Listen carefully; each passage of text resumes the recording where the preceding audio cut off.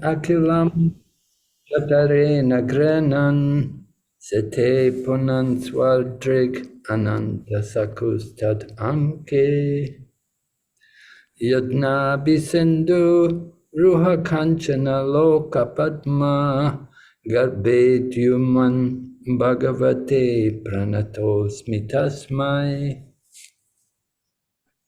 Yeah, go ahead. What translation? My dear Lord, at the end of each millennium, the Supreme Personality of Godhead, Garbhodakashayi Vishnu, dissolves everything manifested within the universe into his belly. He lies down on the lap of Seshanag. From his navel sprouts a golden lotus flower on a stem, and on that lotus, Lord Brahma is created. I can understand that you are the Supreme Godhead. I therefore offer my respectful obeisances unto you.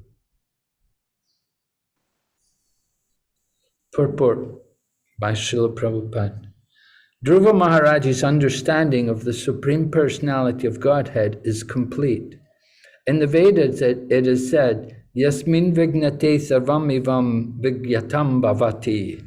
Knowledge received through the transcendental causeless mercy of the Lord is so perfect that by that knowledge the devotee becomes acquainted with all the different manifestations of the Lord. Lord Kshirodakashayi Vishnu was present before Dhruva Maharaj, who could also understand the Lord's two other forms, namely Garbhodakashayi Vishnu and Karanodakashayi Mahavishnu.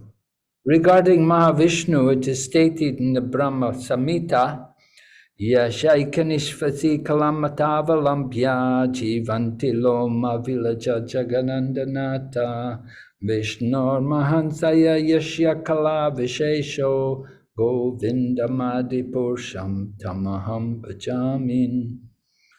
At the end of each and every millennium, when all the material worlds are dissolved, everything enters the body of Garbhodakashayi Vishnu, who is laying on the lap of Sheshanaga, another form of the Lord. Those who are not devotees cannot understand the different forms of Vishnu and their positions in regard to the creation.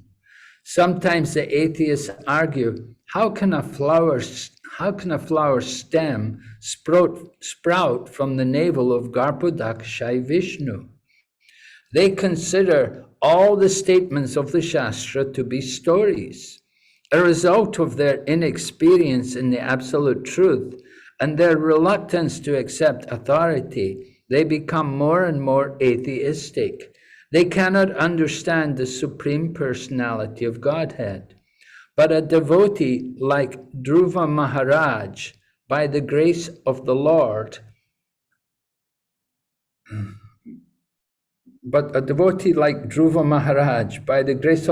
knows all the manifestations of the Lord and their different positions. It is said that anyone who has even a little bit of the Lord's grace can understand his glories. Others may go on speculating on the absolute truth, but they will always be unable to understand the Lord. In other words, unless one comes in contact with a devotee, it is not possible to understand the transcendental form of the spiritual world and its transcendental activities. All right, so this is Dhruva Maharaj, who's been doing austerity. Yeah, I know. Yeah. Dhruva Maharaj been doing austerities for 6 months, and the result of his austerities was that the Lord appeared before him in the forest there in Vrindavan, Madhuvan forest in Braja. And Dhruva Maharaj is only a young boy, 5 years old, but the Lord had enlightened him, touched him on the head with his conch shell, and empowered him with knowledge to be able to offer prayers. to the Lord. When the Lord appears to people, it is expected that the devotee will recognize the Lord and offer prayers. You know, sometimes we do get people who say, "Oh, I saw Krishna. Krishna appeared to me." And then I ask them, what did you do? And they said, "No, I didn't do anything." I said, "Why not?" You know, God, if the Lord appears to you, then we should recognize him.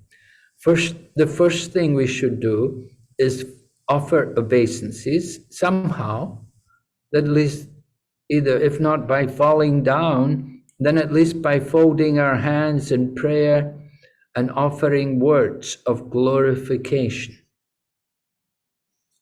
So we should speak words glorifying the Lord. And Dhruva Maharaj is doing that. Although he's only a child, he's speaking about the glories of Lord Vishnu. So in the purport, it's mentioned how Lord Vishnu has 3 different functions.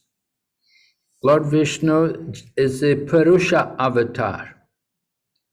Purusha, it means he's taking on the responsibility to do the work of creation. The initial creation is done by Vishnu. Later, the secondary part of creation is done by Lord Brahma. But initially, the creation is under the control of Lord Vishnu. And Lord Vishnu, he also is responsible for maintaining the universal order. Whenever there's some disturbance in the universe, then Lord Vishnu will arrange for an incarnation. A suitable avatar will come. So the avatars, they will come from the form of Lord Vishnu. Maybe you know, the Jayadeva Goswami sings about the Das avatars. Das avatar sutras. It comes in the is it Gita Govinda? In the Gita Govinda, Jayadeva Goswami's song Gita Govinda, he begins with the Das Avatar Sutra, glorifying 10 prominent incarnations of the Lord. Actually, there are many others. If you read the Srimad Bhagavatam in the 3rd chapter of the first canto, then you can read about a number of different avatars who appear. So these different avatars, they all come, they have their origin in Lord Vishnu. And sometimes people even think Krishna comes from Vishnu. And I remember looking in the dictionary, I looked up the word Krishna and it said the 8th avatar of Vishnu. But that's not true. Actually, that's wrong. Lord Krishna himself is the origin of Vishnu. Vishnu comes from Lord Krishna. And then Vishnu has 3 different names, which were mentioned in the purport. One name is Mahavishnu, or sometimes known as Karanodakashayi Vishnu. Karanodakashayi Vishnu because he lays in the Karana ocean, the causal ocean. Causal ocean means that ocean from which all the universes come. At the time of creation, Mahavishnu is the first person responsible for the initial creation. All the planets come out of the body of Mahavishnu. All of the universes, they're coming out from the body of Mahavishnu. Just like perspiration is coming from our skin pores. When we sweat, you know, in Taiwan in the summertime, can get quite hot there. And if you don't have good AC, then maybe you'll sweat. Or maybe you do some running, or you go to the gym. You know, maybe they don't have AC, so maybe you'll sweat. Water comes out from the skin pores. In the same way, Mahavishnu is laying on the causal ocean, and from his skin pores, the universes are coming out. Universes are coming out just like globules of water, little molecules of water come out from our skin. So the universes come out from the body of Mahavishnu. And so that's Mahavishnu or Karanadaksha. Then the second Vishnu is Garbhodakashayi Vishnu. Lord Vishnu expands himself into each of the universes. There are an infinite number of universes. We are only one Earth. The Earth planet is one planet in one universe, but there are an infinite number of universes. And Lord Vishnu expands himself into each and every one of these universes.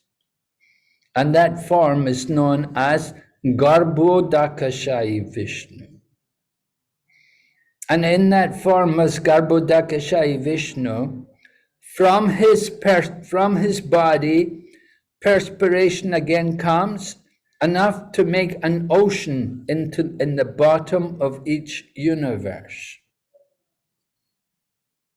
So you get an ocean, the Garbhodak ocean.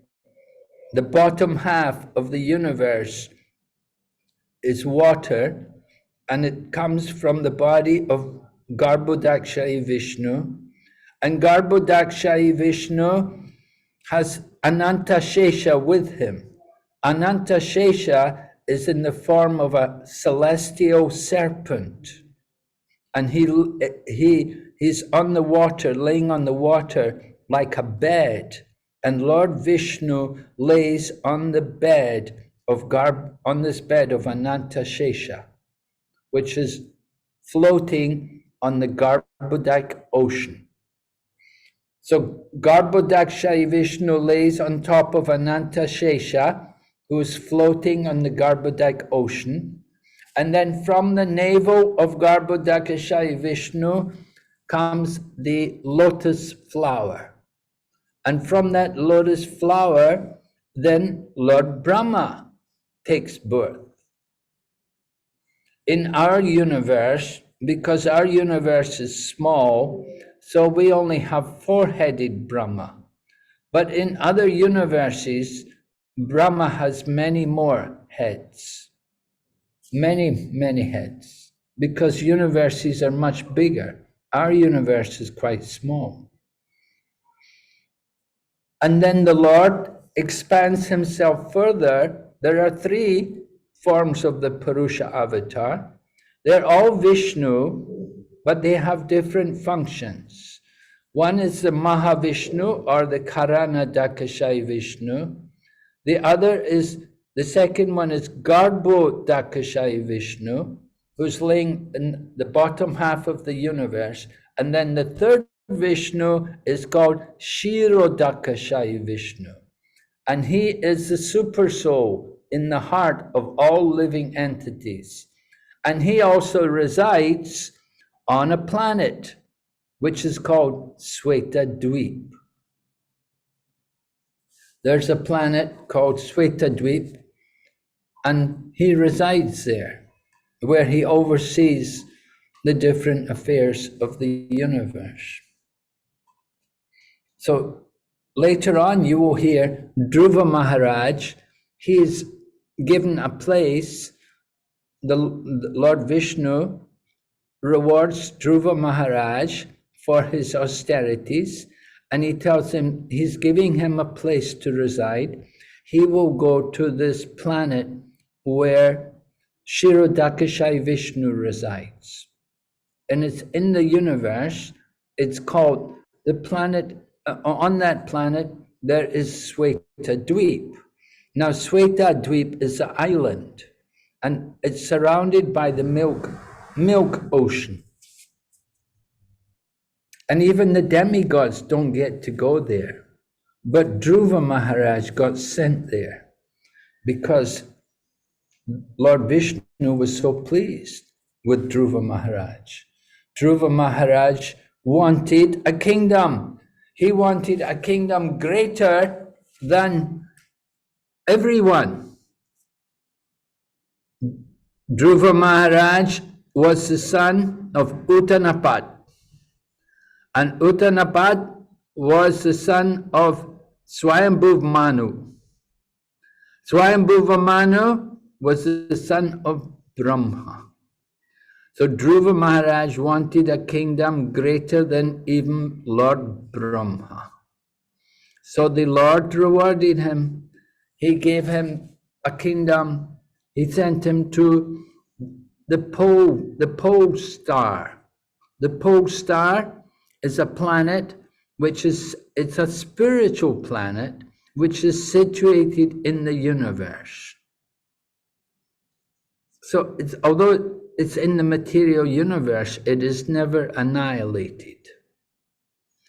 So Dhruva Maharaj is residing there now on this pole star planet. Sometimes we will call it Dhruva Loka, the planet of Dhruva. So Prabhupada remarks in the purport, for common people, they think, oh, this is all just a myth. How could it ever be like this? Oh, this is just some fantastic story. This is fairy tale. How is it possible that a lotus flower comes out from someone's navel and then someone grows from the lotus flower? They think, oh, it's so ridiculous. So some people may think it's ridiculous, but if we look at the theories of the modern scientists, we see their theories about the origin of life are even more ridiculous. Their theory about the origin of life is that everything came out from the black hole. Or they have another theory, the Big Bang theory. Well known, there's a Big Bang, and from the Big Bang comes out perfect creation. Could you ever imagine such a situation? That there's a Big Bang, and you woke up in the morning, and the next morning there it was, Taipei, with all of its highways and subways and electrical system and water systems and housing and everything. It all just came about in the night. There was a Big Bang. Is it true? That's what people believe. People believe this kind of nonsense. And when we present evidence from scriptures with a theory of creation, which is quite reasonable and logical and scientific, people say, oh no, this is just mythology, this is just fairy tale. But their theories are the most ridiculous, the most absurd. We have no faith, no trust in these people. They're always telling us, in the future, one day, just be patient. One day we're going to make life, we're going to create life from chemicals. They're always telling us these things, promising. Never happens, and it never will happen. So don't be misled by the words of so many scientists. They're simply speculators, and they're trying to understand the nature of life, but they're far, far away from ever understanding real life. So Dhruva Maharaj is explaining to us about how life actually came about, the beginning of the creation from Lord Brahma. And Dhruva Maharaj is related to Brahma. His Lord Brahma is Dhruva Maharaj's great-grandfather. The question is who to trust. So we point out, the acharyas who are teaching us the knowledge of the scriptures, the acharyas are all very strict in their practice. They're very truthful, they're very honest, they're not interested in money, they're not sense gratifiers, they have no material desires. They're simply teaching us the message of the scriptures. But if you look at scientists and you look at their lifestyle and their behavior, you'll see they're all usually meat eaters, drunkards, gamblers, womenizers. They have so many bad habits. Why should we believe their words? Just because they have some material education doesn't make them the absolute truth. They don't know the absolute truth. They don't know about the origin of life, and they're not worthy of trusting. That's the point. You have to look at their credentials, and credentials are not just, oh, he's a professor, oh, he has this degree. Those kind of credentials have no real value when it comes to spiritual knowledge, to actually understand about life and who we are and where life came from. You have to go beyond material science. You have to come to the higher platform. All right, do you have any questions so far? Hare Krishna, Guru Maharaj. One question was raised that Dhruv Maharaj already saw the Lord. So, and he's already gotten self-realization. Then why does the Lord still fulfill his desire to have such a great kingdom? Because his original desire was material. Yes. And then now, after he's seeing the Lord, he's understanding, oh, there's no happiness in material life. Then why does the Lord still fulfill his desire? Well, he had that desire in the beginning. He had that desire, and the Lord certainly knew about it. So he wants to, the point is that if the Lord did not fulfill that material desire, after some time he may desire it again, because he had that desire. He wanted it, so you wanted it, okay, you take it. You have your kingdom. And of course, Dhruva Maharaj, because he did become purified, but still, although he became purified, the Lord thinks it will be good for him to have the kingdom. And then he will understand what it was all about, what it was like. He will realize how foolish he was to actually approach the Lord with material desires. He came there with that material desire. He really wanted to get a kingdom greater than his father. He wanted to be a big man, have a power.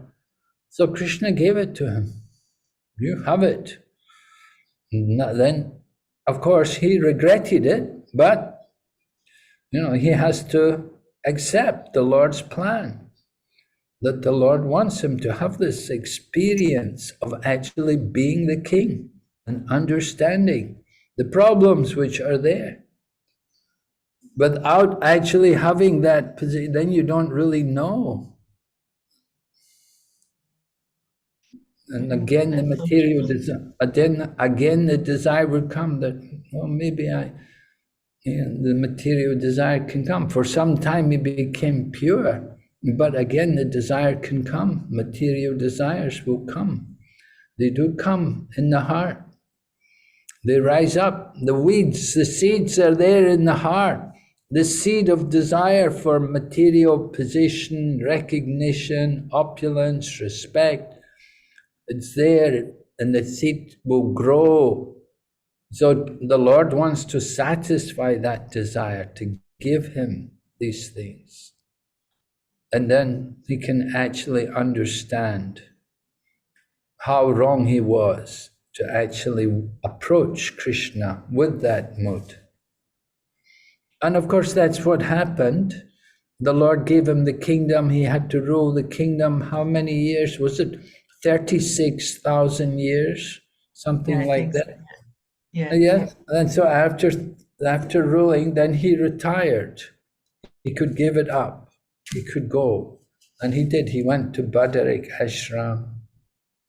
And he was in Badarik Ashram, and he was there doing tapasya, preparing himself to go back or to go on, preparing himself for his spiritual journey to go on. And so while he was in Badarik Ashram, after some time, then an aeroplane came and took him to Dhruvaloka, to the pole star. So he got his desire. Because if that seed of desire is there in the subtle form, it will manifest itself again.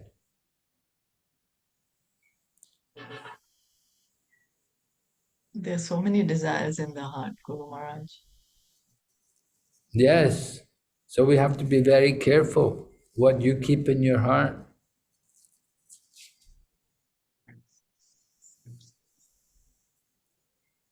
So can we pray to Krishna to help us take away these material desires? Well, you should be, yes. But you have to chant also. If you chant the holy name, if you do devotional service, then Krishna can relieve you of the material desires. Lord Chaitanya said, Chaito Darpana Marjanam. The chanting of the holy name cleanses the mirror of the mind. So the mirror of the mind is the heart. And so it takes away all the material desires. As it said, it extinguishes the blazing fire of material life. So material life is like that, like a blazing forest fire. And the chanting of the Mahamantra extinguishes that blazing fire. So kirtan is very important. Kirtan and chanting japa, the holy name, hearing about Krishna, it all helps us to put out the blazing fire of material life.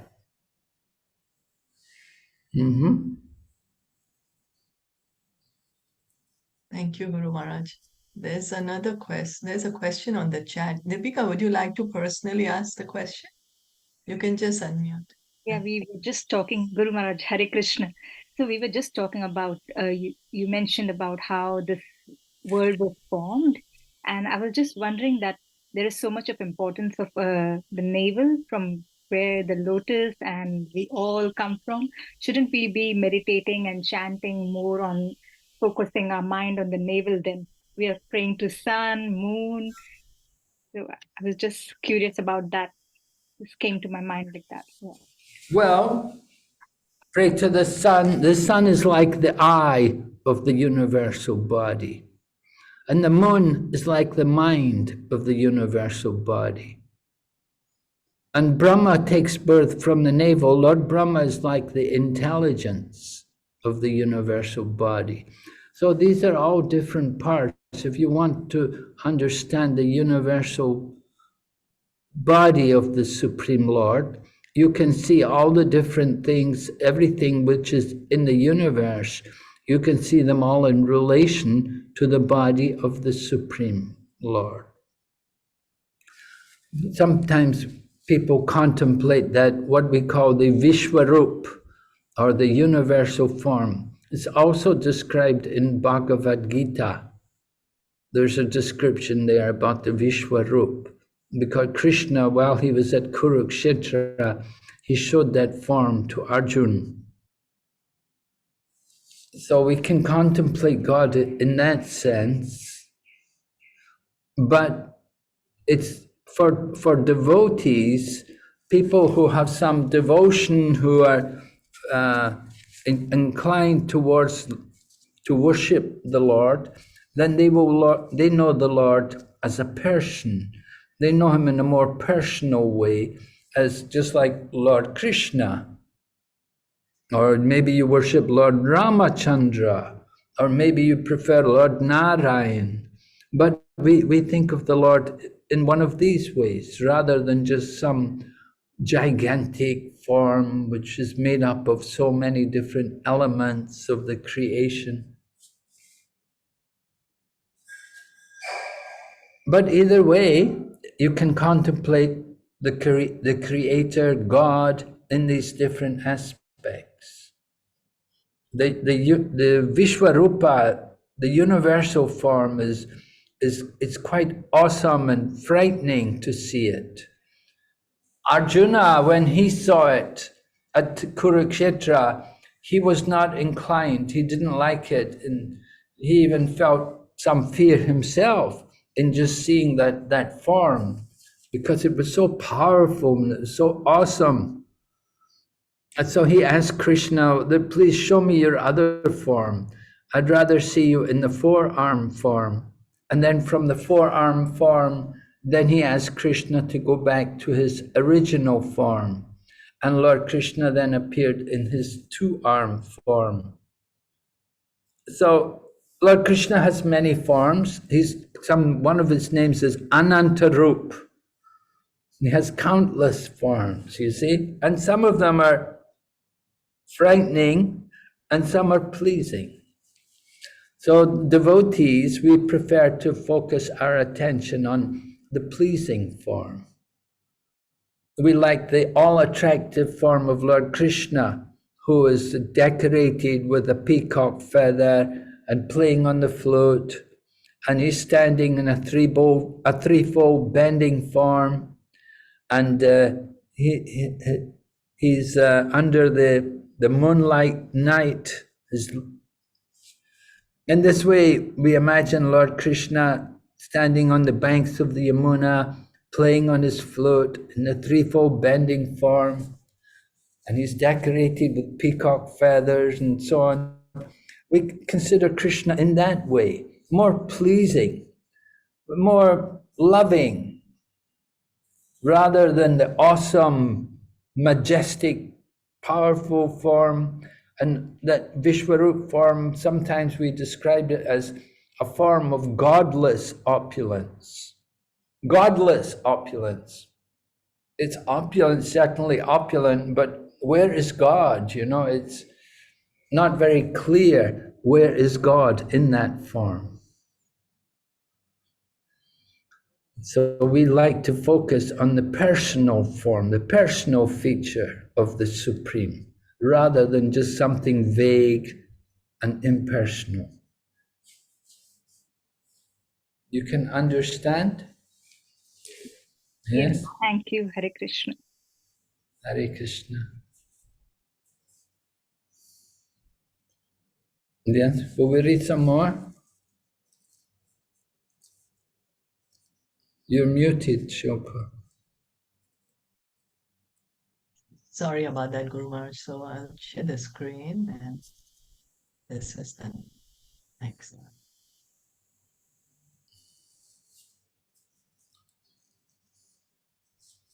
Are you able to see the screen? Yeah? Yes, yeah. Tvam nitya mukta parishuddha vibhuddha atma kutasta adi purusho bhagavams tri adisha yad buddhyavastitam akanditaya swadristya drashtastita vadimako vyatirikta ase.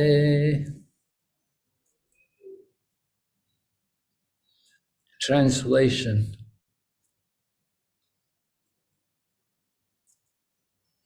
My Lord, by your unbroken transcendental glance, you are the supreme witness of all stages of intellectual activities. You are eternally liberated. Your existence is situated in pure goodness, and you are existent in the Supersoul without change. You are the original personality of Godhead, full with 6 opulences, and you are eternally the master of the 3 modes of material nature. Thus, you are always different from the ordinary living entities.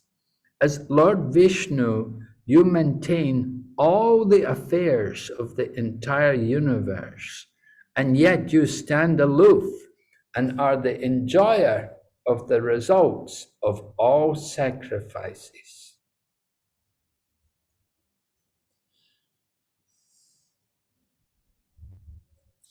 Purport by Srila Prabhupada. An atheistic argument against the supremacy of the Supreme Personality of Godhead states that if God, the Supreme Person, appears and disappears, and sleeps and awakens, then what is the difference between God and the living entity? That's a good question, isn't it?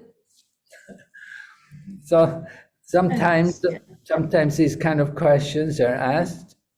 Certainly, you could say, well, it's quite a good argument. What is the difference between God and the living entity? He appears and disappears. We appear also and we disappear. And he sleeps and he wakes up. We also sleep, but we wake up. And we're offering food in the temples. We offer food. He's eating, and we are also eating. And you go to the temple, maybe in the afternoon or in the evening, temples close, the deity is resting, just like we also rest. What is the difference between us? So we'll get the answer here. Dhruva Maharaj is carefully distinguishing the existence of the Supreme Personality of Godhead from that of the living entities. He points out the following differences. The Lord is eternally liberated. Whenever he appears, even within the material world, he is never entangled by the 3 modes of material nature.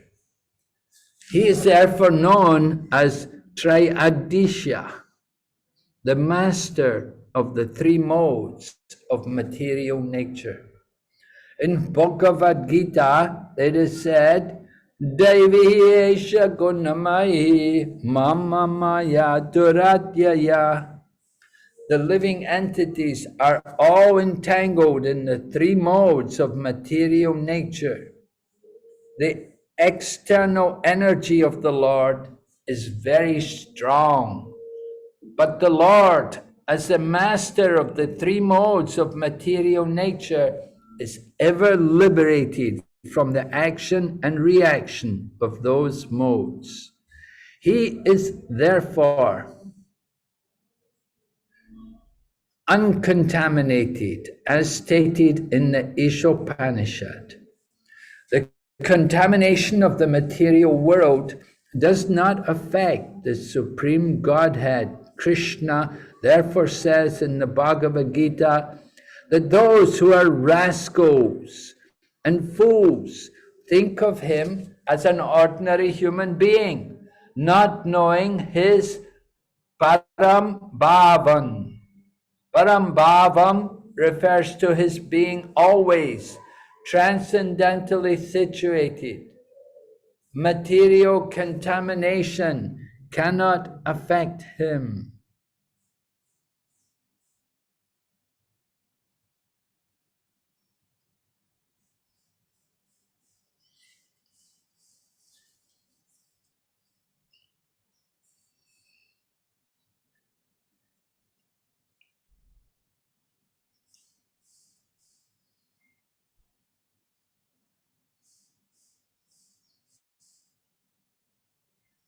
What happened? Is that the end of the purport, Shilpa?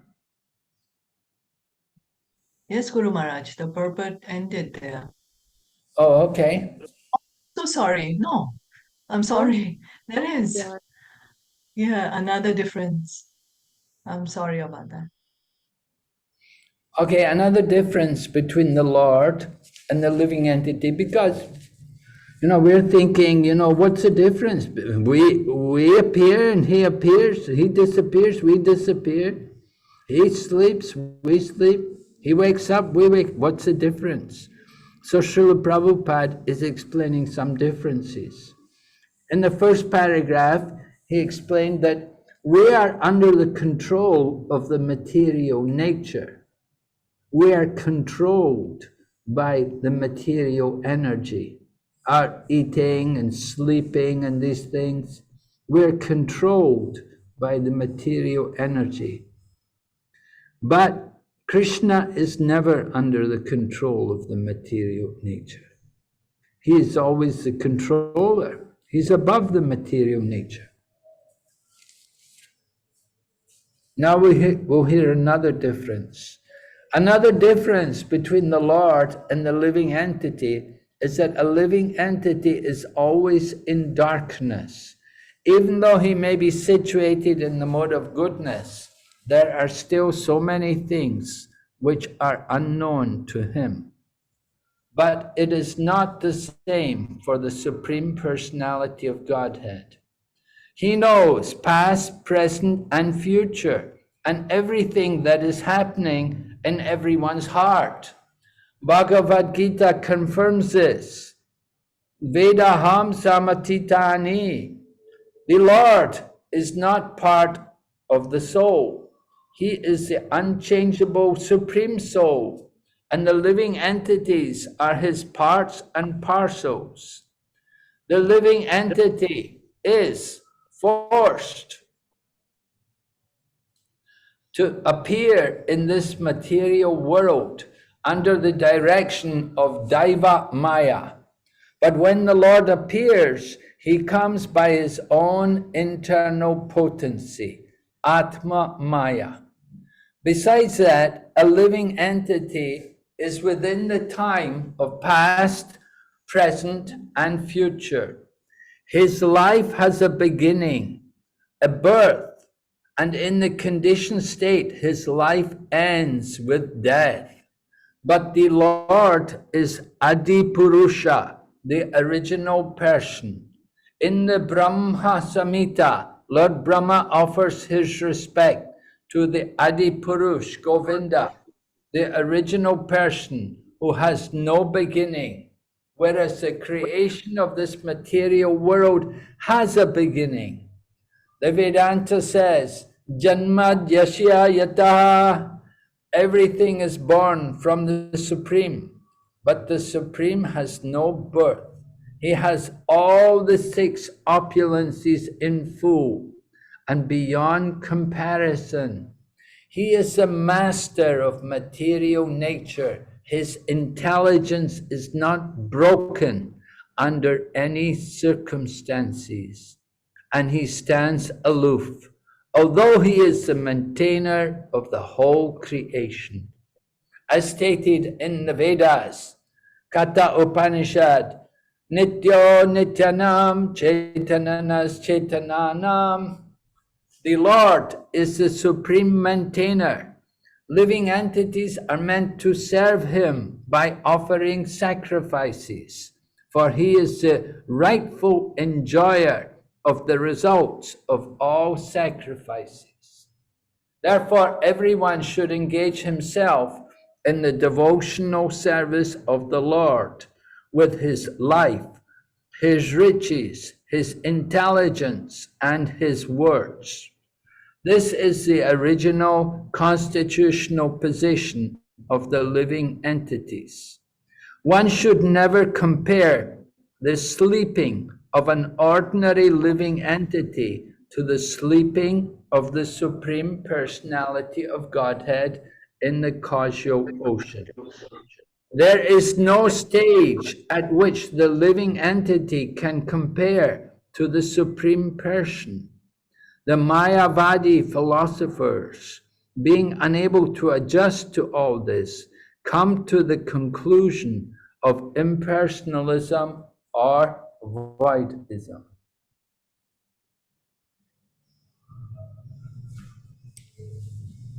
So it's an interesting point. Prabhupada raises this question. People often think like that. When they see Krishna, they think, oh, he's just a person just like me. He has a nose, he has two eyes, he has a mouth, he has ears. Oh, he plays the flute. All right, so what? So many people play the flute. Oh, he has long black hair. So what? So many people have long black hair. What's the difference between Krishna and an ordinary person? Oh, there's a big difference. First of all, we have to understand that Krishna's body, Hare Krishna. We can hear you, Guru Maharaj. Why is it echoing? Oh, really? I can't hear any. My voice is being repeated. I'm not sure, Guru Maharaj. To us, it's very clear. There's no repetition? No. Well, Shilpa, you turn off the mic and then it won't echo anymore. Shilpa, you can turn off your mic and it won't echo. Yeah. Hare Krishna. All right, yes. So we have to understand Lord Krishna has a body, but his body is different from our body. Lord Krishna's body is spiritual. We have material bodies. Our bodies take birth. Lord Krishna actually doesn't take birth. Lord Krishna appears, but he's not actually taking birth because Lord Krishna's form is eternal. Our form is material, and our form undergoes change. When Lord Krishna appeared, he appeared, of course, well, in Mathura, he appeared in a four-arm form as Narayan. But then he took the form of a baby just to satisfy the desire of Vasudeva and Devaki. And as a baby, then he enacted childhood pastimes, and he grew up. And he grew up to the stage of being a young man. And then he didn't grow any older than a young man. He always remained eternally young. Although he was in the world 125 years, still he was like a young man. It doesn't happen to ordinary people. Our bodies all age, but Lord Krishna has a spiritual body. His body is not made of blood and bones and things like that. The body of Lord Krishna, his form, is made up of Satchit Ananda. It's full of eternity, knowledge, and bliss. It's the spiritual form. So although it appears like Lord Krishna is taking birth, the Lord Krishna is just enacting the drama, just for his own pleasure. He's performing his lila. It appears like he took birth, and then he also did a trick when he disappeared, and people thought, oh, he's dead now, he's being killed. It was all a drama. Just like in the movie, when you watch the movies, you see people killing and dying, but it's all movies, it's just a drama, it's not real. So similarly, Lord Krishna, when he comes in this world, everything he's doing, it's all just lila. It's his pastimes, for his enjoyment, for his pleasure. So Lord Krishna appears to be taking rest, but his taking rest is very different from when we take rest. We take rest, we are controlled by the modes of nature, by the material energy. We feel tired, we feel sleepy. But Lord Krishna, he is the controller of the material energy. We are controlled by the material energy. He is the controller. That is the difference between him and us. We are controlled. We have to eat. We have to sleep. Lord Krishna doesn't have to do these things. He may do them. That is his lila. That is just for his pastime. But he doesn't have to do these things. We do. We have to do them. We are controlled. But he is free. He can choose what he likes to do. So it's very difficult for people to understand Krishna. Because he does. He looks like, he's just a young man. Why is he doing all these things? We have to understand that eternally he's a young man. He never ages. Your husbands, they all get old in course of time. They will all age. All the men of this world, we have material bodies and we age. And with age comes disease and then death. Lord Krishna, his appearance in the world is compared to the sun. Just like when the sun rises in the morning, it's not a new sun. It's the same sun which appears every day. In the night, we don't see the sun, but the sun is in some other place. If you go around the planet, then you can come to a place where the sun is in the sky. It may be night in Taiwan, but if you go to America, it may be daytime. It's the same sun. One place the sun is hidden from vision, and another place you can see the sun. But it's the same sun. In the same way, Krishna appears, and then he disappears. And then he will appear again in some other form, another avatar, and then he will disappear. This is how Lord Krishna enacts his pastimes with his devotees. To understand Krishna, we have to hear about Krishna. We have to hear. And you have to also understand certain things. One of the important things you have to understand is that there is such a thing as inconceivable energy, achintya shakti, inconceivable powers, powers which we cannot even imagine. So great. That is Krishna. He is described by the word Bhagavan. Bhagavan, when he speaks in the Bhagavad Gita, they will say Bhagavan Uvacha. Krishna is speaking. Krishna is Bhagavan, one who has opulences. We have some opulence. You may have some wealth, but you don't have wealth equal to Krishna. Even you may be maybe you're a Middle East sheikh. You know, the oil barons in the Middle East, the sheikhs, they're very rich. They have a lot of money. But they don't have wealth equal to Krishna. Their wealth is insignificant compared to the wealth of Krishna.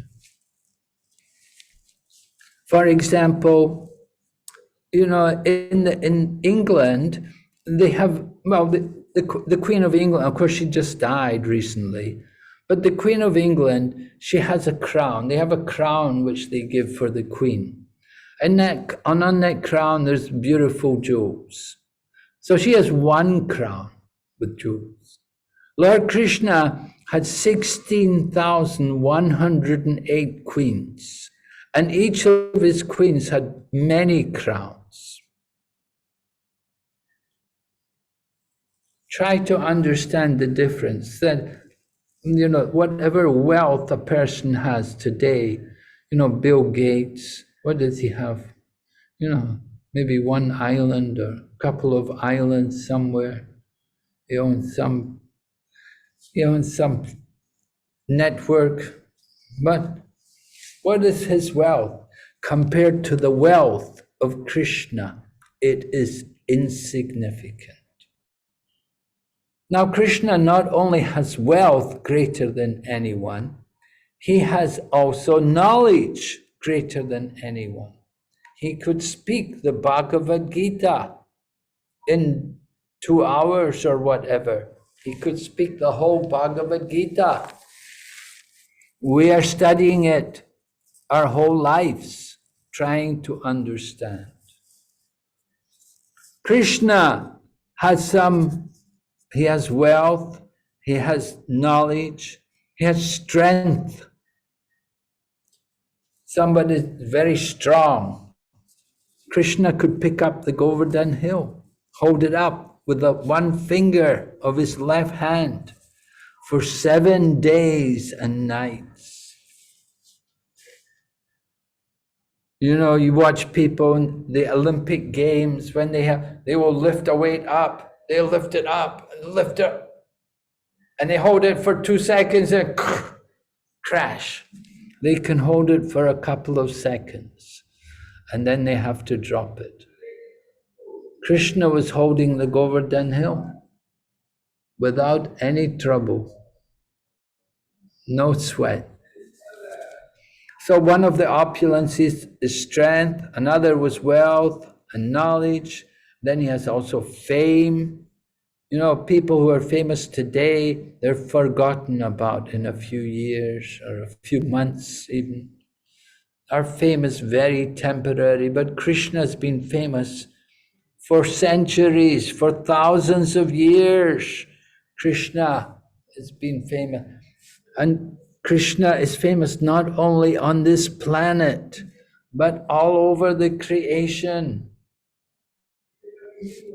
Fame, then also beauty, and then also renunciation. Krishna is not attached to any of these things. He can give them all up very easily. Try to understand the supremacy of Lord Krishna, how he is over everyone, how he is the Supreme Lord, and all opulence is actually his. We are trying to get some opulence. We're trying to make some money. We do some business and try to make some money. Krishna doesn't have to try and make money. It's all his. It's already his. He doesn't need to he's not trying to get rich. It's all his. So he doesn't have to worry about trying to make money or trying to be famous or any of these things. He has everything. So when we understand Krishna factually, then we will naturally want to surrender to him and we will want to become his friend.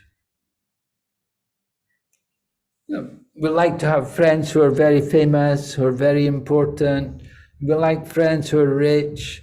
We like, you know, people like that. So Krishna is the best friend of everyone. Don't you want to be friendly with Krishna? Yeah, I think so. I think we should. If we don't, Yes. if we don't want to be friends with Krishna, must be something wrong with us. Yeah. So this is the point. Dhruva Maharaj is appreciating Lord Krishna's supreme position over everyone. Okay, are there any questions, anything? Do you have any doubts? Just keep reading, you'll become convinced. Everything is in the book.